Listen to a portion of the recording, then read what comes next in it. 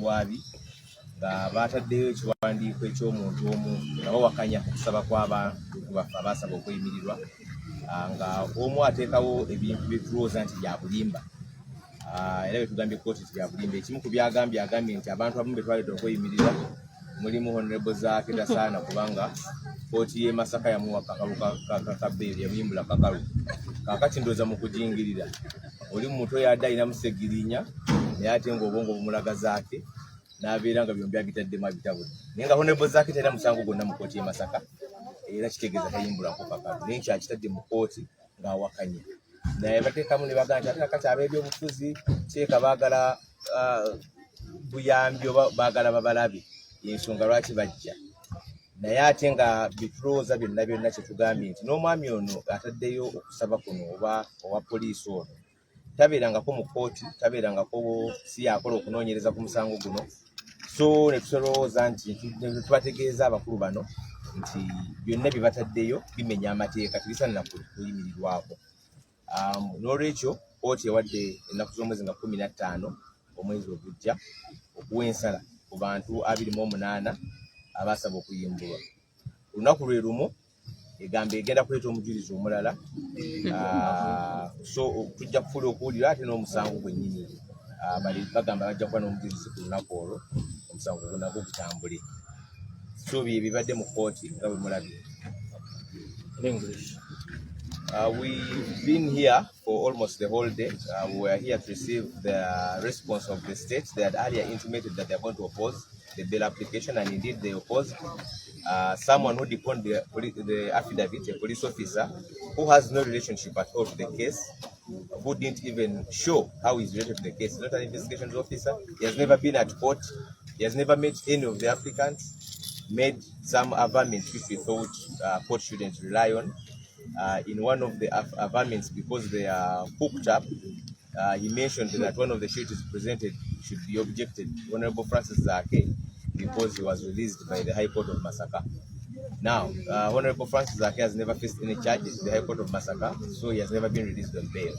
But of course, it's a shabby work of the prosecution trying all their level best in putting up a case where none exists. And several other averments which we thought that the person lacked the capacity to make any comment in this matter. We've made those objections and court has set the 15th of April next month as the date on which it will deliver its ruling on the 28 bail applicants on whether they should be released on bail. And it has also set the same day to hear the main case further because they say that they will have a witness that day. So that's what has transpired. We shall come again and as we look for all other avenues of seeking justice for this people. Names? Abuko Dennis. Ayongereko Marendo ba ayongerako. About politicizing the matter. Ekisooka kya buswavu kubanga tewali tteeka ligamba nti member wa parliament yeeyimirirenga muntu oyo bwalinako obuvunaanyizibwa. Kyokka nga ate bannaffe kye batugamba nti ba MPs engeri gye bazze ekibiina kya NUP kirina kubeera kyesirikidde bwe kiraba nga abantu baakyo bakwatiddwa kirina kusirika ne kyebaka ne kireka okulaba nti tekijja kweyimirira abantu bayo. Ffe ne kitugamba tekiriyo mu mateeka kubanga omukulembeze oyo mu ku bantu abasinga okuba n'obuvunaanyizibwa era bw'osobola okukakasa kyajja kulaba nti abantu ne bakomawo mu kkooti. So tulaba ng'ensonga eyo terina kubeera nga kkooti egitunula namu. Ekirala tebalinawo nsonga yonna gye baleese eraga nti bakaayanya abazze okweyimirira nti oba tebabeera mu Uganda nti oba bazziba misango yadde okugamba nti ne bano abeeyimiridde tebalina bitundu mwe basula mu Uganda. So n'olwekyo tulaba nga okuwakanya kwabwe tekuliimu nsa era tukakasa nti kkooti bwebanga ya mazima na bwenkanya abantu baffe erina okubatuwa ne tugenda nabo ku lunaku olwa 15 April. Kyanza nnyo ne katana atweyo mu luzungu same bite kamu just. What exactly? Politicizing the matter. Well, first of all is that when we are presenting these sureties who are leaders, we did not do so. Now, let's just beat again. Yeah, it's fine. It's fine. First of all, we find it strange and inappropriate for the prosecution to object to presentation of leaders as sureties, because there is no law that prohibits leaders from standing as sureties for any accused person. But the other thing is that when you look at the affidavit and the insinuations they make, that by presenting some leaders, we are trying to politicize the matter, it's inappropriate because that is an opinion. And the opinions are for courts to deliver, not for the witnesses like the one who declared the affidavit, or for the lawyers. It is court that is supposed to give an opinion in form of a ruling.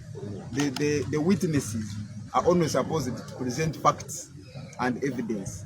So we find that the prosecution is struggling to find grounds upon which it can object to the bail application. And we hope that this time around, all those attempts will be defeated and our clients will be granted bail. Santini. Anemo kusonyiwa okulinda naye tuli mu kisiibo twategeera nti mwenna kujjako abasamize be batasiiba abakristaayo n'abasiraamu bonna wakitegeere nti tetujja kulya lango manyi tuliko ekimu ku ebyo omubaka Kabugo Dennis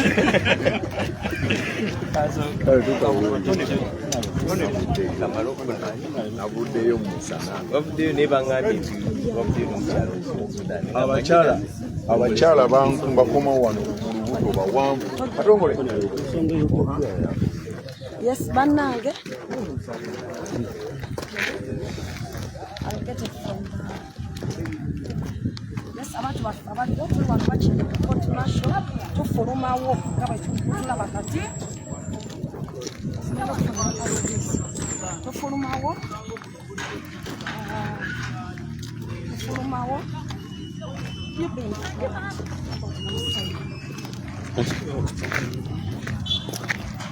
osobola kuba nga obalagako kondi then nga bwezigwa kama nfunayo ID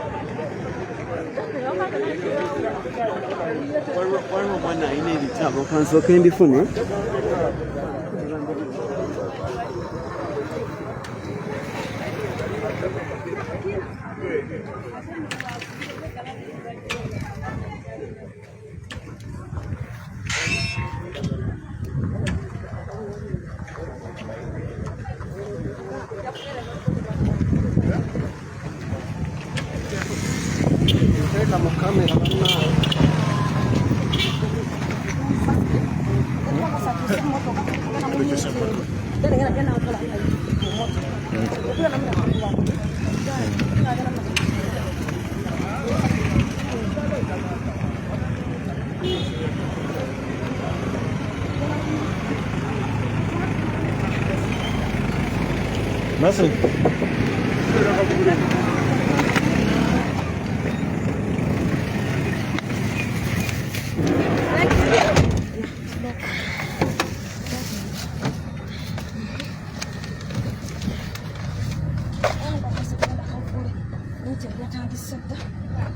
Yes, hello. Yeah. Okay, I'm phone about my phone. Someone got I don't want it.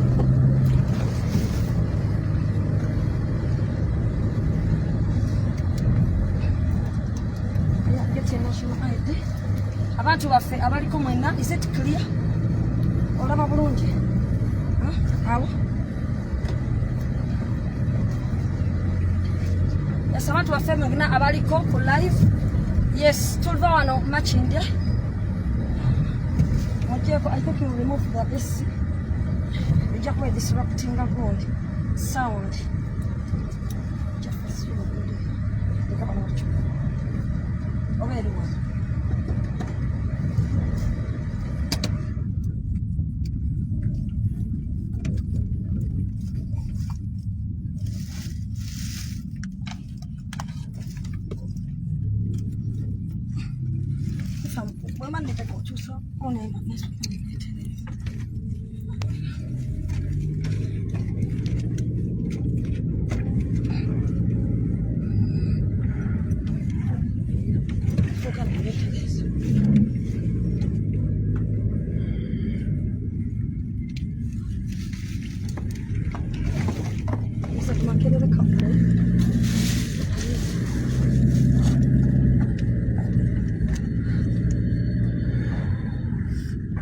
You are not far there. Very fine. Yes, abantu baffe abalungi. Njagala kubawa update wetwogerera wano tuva ku court martial. So the first turn it away.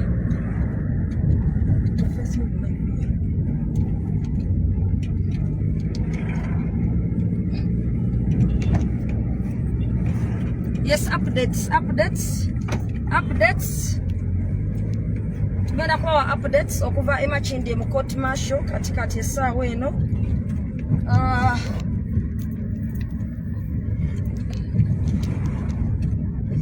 Updates okuva mu court e Makindye essaawa eno bajja tuyita court martial. Wetwogerera kati abantu bange abaliko mwenna abantu baffe abaliko ku online zaffe nze Shamim Malende mbaka omukyalo wa Kampala era munnamateeka wammwe looya wammwe ate NUP manvuuli nga kyekibiina mweviira. Tuva wano ku Makindye court martial abasinga obungi twakeddewo ku makya nnyo zageza okwera ssaawa emu yennyini nga already tuli Makindye ku court martial nga tusse ku lwa bannaffe 28 bali 28 kuliko Segujja Rashid, Sekitoleko Yasin abasinga bwe muyita Machete, Rogomayo Robert, Kakoza Muhuddin oyo abasinga muyita Sanya, Mwase Patrick, Kijambo Simon, Matovu Abdu, Olivia Lutaya, Kijambo Ronald, Kalanzi Sharif, Muwonge Joseph, Chiwanuka Misach, Chintu Abdallah, Kato Emma Umar, Kavuma Musa, Wandera Ibrahim, Nangwere Aspat, Musakuru Stephen, Galukande Jimmy, Muwangu Zipo, Matovu Sharif, Mafabi Davis, Gibusiwa Abdullah Hakim, Katushabe K. Livingstone, Katabi Swaib, Obalai Siraj Mudepo, Muganzi Joseph, Nerwanga Stanley. Abantu abo 28 betubadde tuzze okweyongera omusango gwabwe wano ku court martial e Makindye wa mu court y'amagye. Naye njagala kukujjukizaamu nti abantu bano mu kusooka baali 32 nga kwaliko Mayiga Nyombi, Shafiki Ngobi ne Amanya Kenneth. Baali 32 mu kusooka naye ababala benkumenyedde Mayiga Nyombi, Shafiki ne Amanya baweebwa bail mu mwaka oguwedde bo ne bafuluma ne wasigalayo abantu 28. Abantu bano 28 baludde nga beetolola mu kooti era nga fayiro eno eyo fayiro eriko omwana muwala omu gwe bayita Olivia Lutaya. Fayiro eno erudde mu kkooti okumanya ddala kumpi emyaka egigenda mu 3. Abantu bano tuzze leero nga twagala okutundira ku nsonga z'okweyimirirwa okulaba nga tubafuna tumere nga tuddayo nabo ewaka, kubanga olunaku olwasembayo mu kkooti twasaba abantu bano babeere nga beeyimirirwa.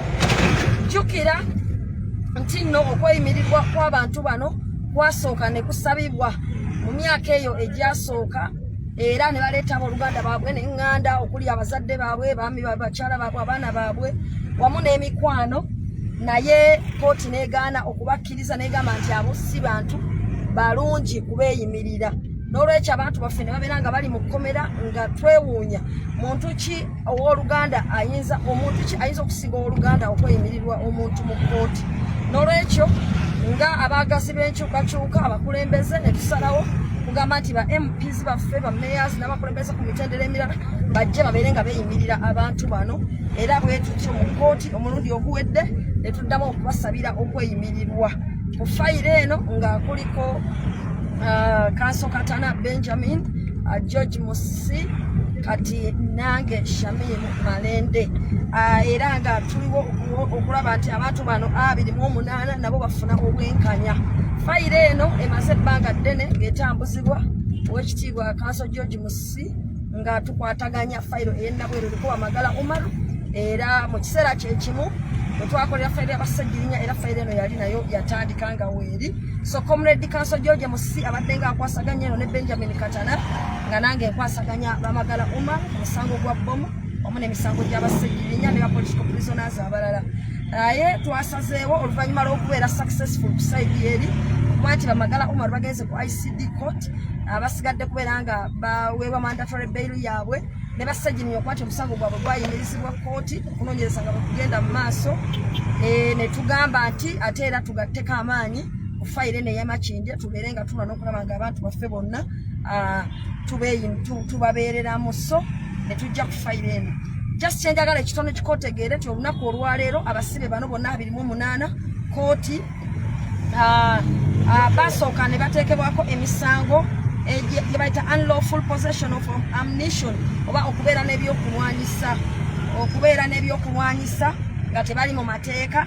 Egyo emisango gyabaggulwako nga 8 June 2021, naye nga olunaku olwo terunnatuuka baali bamaze mu kaduukulu ebbanga eriwererako ddala nga tebaleetebwa mu kkooti, naye nga 8 June 2021 ne baleetebwa mu kkooti martial omulundi ogwasuukibwa ne basomerwa emisango egyo, era ne babeerera ddala mu kkooti eyo okumala omwaka gwa 2021 gwonna, omwaka gwa 2022 gwonna, era mu mwaka gwa 2023 ate nga gavumenti emaze okuleetako omujulizi omu ku 2 ate yasalawo nga 4 April omwaka guno gwennyini gwe tulimu ogwa 2024 negamba nti ekyusirizza mu mpaaba neyongerako omusango omulala gwe tuyita treachery, negamba nti ebongeddeko emisango emirala, era ekyo kyaleeta okwegugunga okuwererako ddala.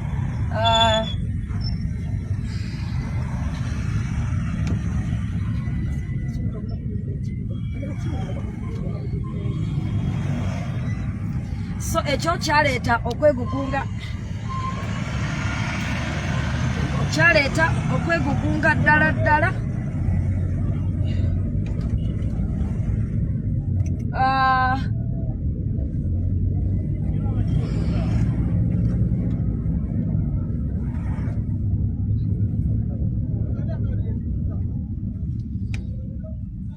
Kyaleeta okwegugunga ddala ng'abantu nga bagambira nti tosobola kusiba baana b'abanno okumala myaka 2 nga bulijjo tonnamanya musango ki gw'ogenda kubateekako, naye era nga bannamateeka n'abantu abagazi b'enkyukakyuka ne bannayuganda abalumirwa n'abooluganda ne basalawo okuba nti balwanirira abantu bano, era paka kati ne baba nga abantu ababadde bakyali mu kkomera. So bwe tubala epiriyodi eyo yonna paka kati abantu baffe kumpi bali mu kukwata mu myaka 3 kitundu n'emyaka 4, bw'ogattako n'ekiseera kye bamala nga tebaleetebwa mu kkooti baba bamaliddeyo ddala ebiseera bingi. Mpozi kyenjagala okutegeezaako nti abantu bano bakuumirwa mu makomera ag'enjawulo, kubanga bw'otunuulira abasibe bano bonna bakuumirwa mu kkooti mu kkomera ly'Ekitalya, naye ku abo abaali Ekitalya 28 baatoolako abana ne babaleeta Emeruzira Maxon Bay, okwo nga kuliko Sanya, kuliko Olivia Lutaya ali mu Luzira Women, Swaibu Maxon Bay ne Mugonza mu Maxon Bay. Aba baana babajja ekitalya nolwekyo bwogenda okubalambula tobanona kitalya tojja kubasangayo, ojja kubasanga nga bali Luzira mu Maxon Bay. Naye abalala bonna bali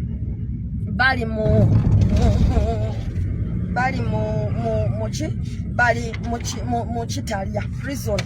Naye ate era kyenjagala okutegeeza tolunaku olwaleero omusango gw'oguzze mu kkooti era ng'ekibadde kikuguleese okusookera ddala kwe kuba tubadde twetaaga obujulizi okubadde twasaba okweyimirirwa. Gavumenti n'egamba nti yeetaaga obudde okwanukula okusaba okweyimirirwa era olunaku olwaleero gavumenti ezzeemu ng'ewakanya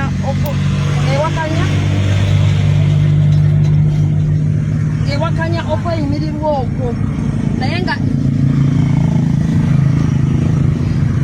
ng'ewakanya okweyimirirwa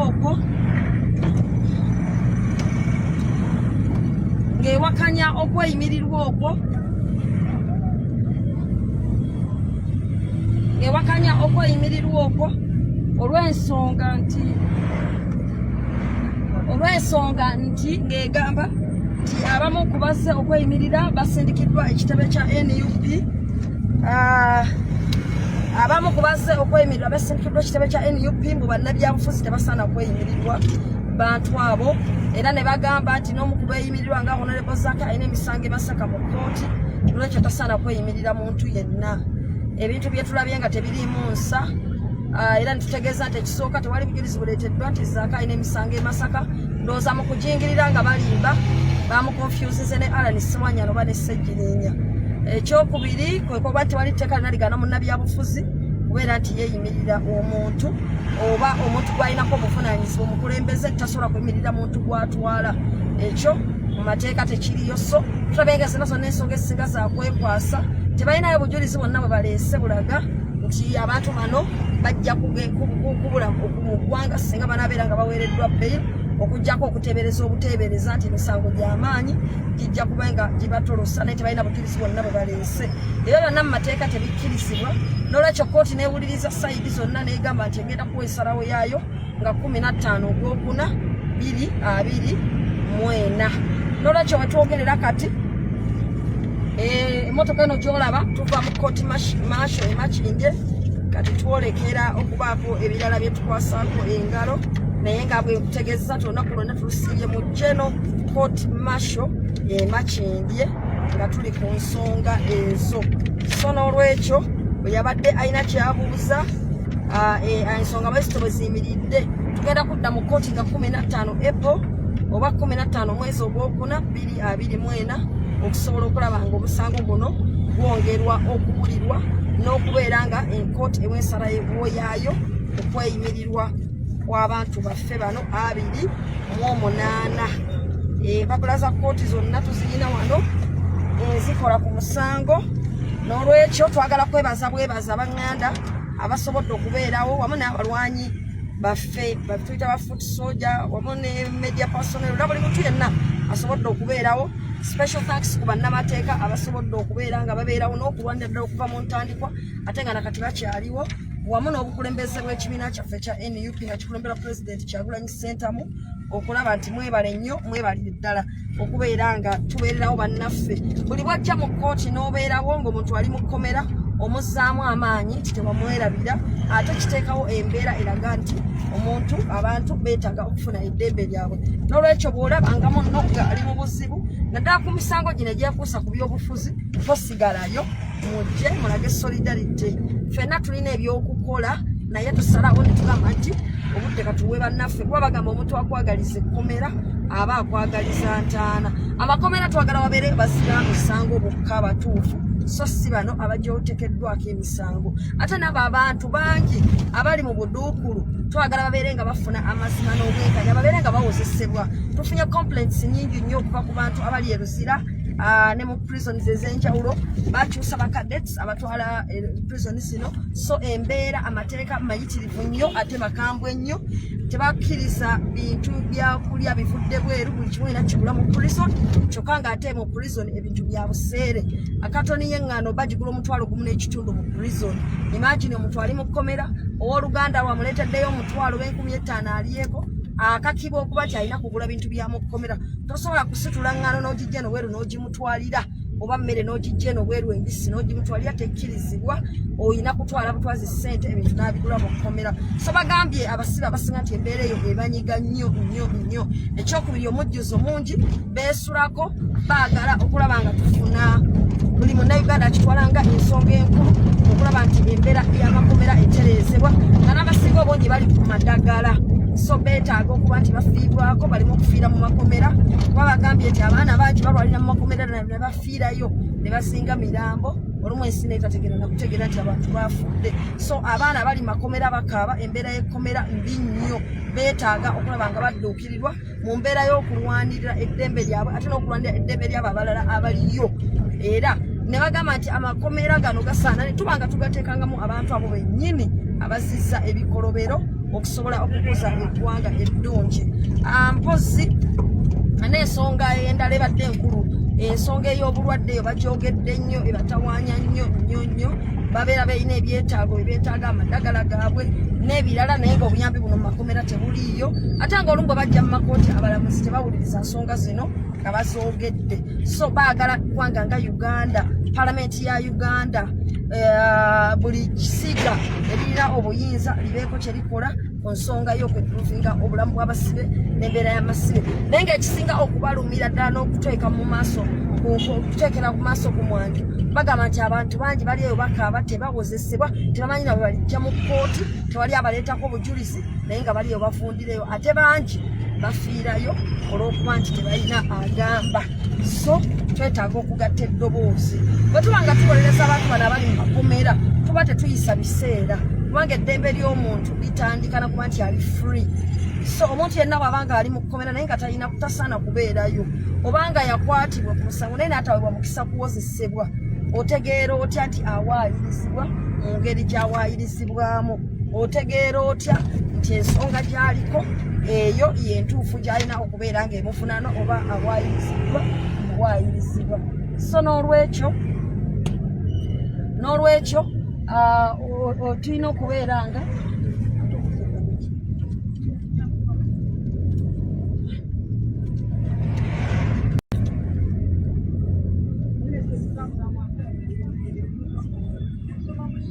yes tukyaliko bantu bange tukyaliko tukyabawa updates tuva Makindye mu court martial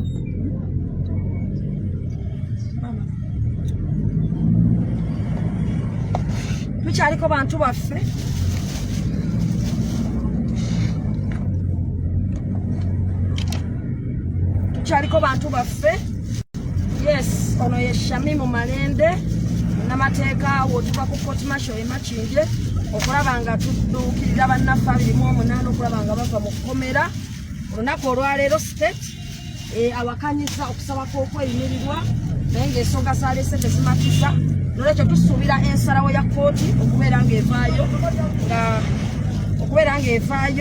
nga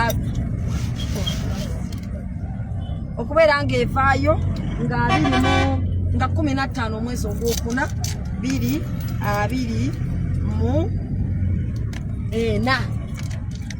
twagala kwebaza abantu olw'okuba nti babaddewo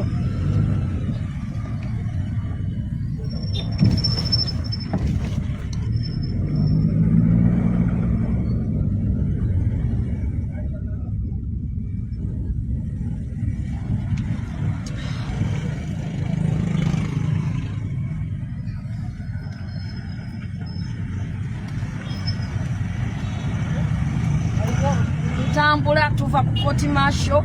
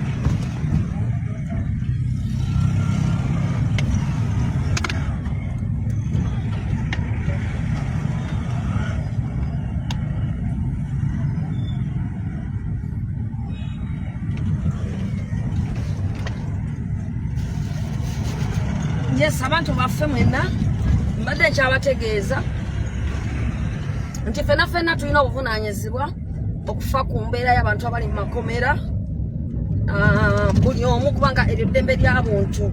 Ate bwe tuba nga tukola ensonga zino ez'okuyamba abantu abali mu makomera tetuzitwala nga za lusaago, kubanga munnange bw'oba tebannakusibako banga bakusibako n'ovaayo oyinza okulowooza nti byangu. N'olwekyo ffenna tulina okugatta amaloboozi gaffe n'amaanyi gaffe okuyamba abantu abali mu makomera, kubanga freedom y'omuntu weetandikira, ate n'okukolera okulaba nti eddembe ly'obuntu libukalana mu ggwanga lyaffe Uganda. So n'olwekyo that is it in brief. Kambaweeko mu Luzungu katono, then mu dakiika nga 2 tubeere nga ate tuggalawo. Briefly, I'm Shamim Malende, the woman member of parliament for Kampala district and the shadow human rights minister. We are just driving now from Machindia Court Martial. We had gone there today for the case that was brought against our comrades, the 28 people. That is the Olivia Lutayas, Machete, Kalanzi Sharif. There are 28. Kijambo Simon, Mwase Patrick Kakoza, that is Sanya, Mwange Joseph Chiwanuka Besa Chito, Abdallah Kafuma Musa, Wandela Ibrahim. There are many, Muganzi, Rwanga, Katushabe. Yeah, we came to Machindia Court Martial today so that we can appear and join in representing our 28 comrades. Today the court was expected to hear a response from the state, the bail application that was made last time, in which we presented members of parliament as sureties in this matter for our 28 comrades. And that is after the previous bail application had been rejected by court, when the accused persons presented their family members, and that is their parents, brothers, sisters, relatives, and friends. So this time round, we decided to have sureties as leaders of National Unity Platform, ranging from mayors and members of parliament, plus other leaders in different capacities, to be sureties. So we presented our bail application last time.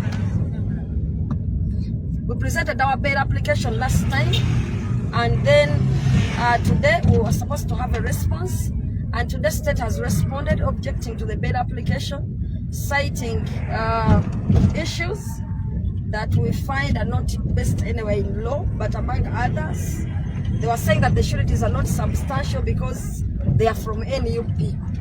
And we see that that is not founded anywhere in the law. It lacks any legal basis. And so we are saying that that issue does not hold water.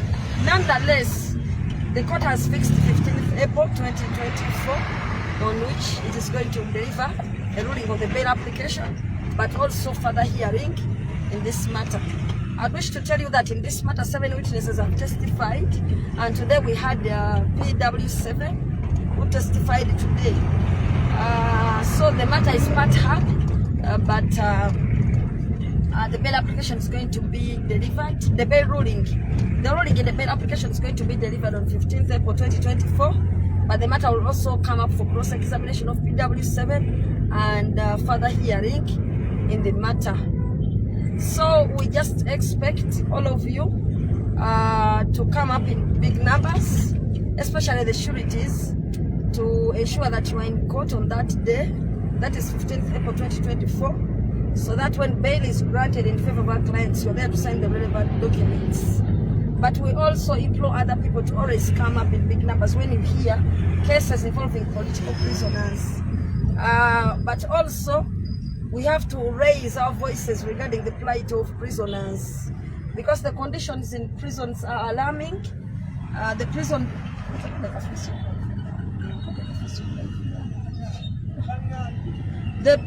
thing in the conditions in prisons are alarming.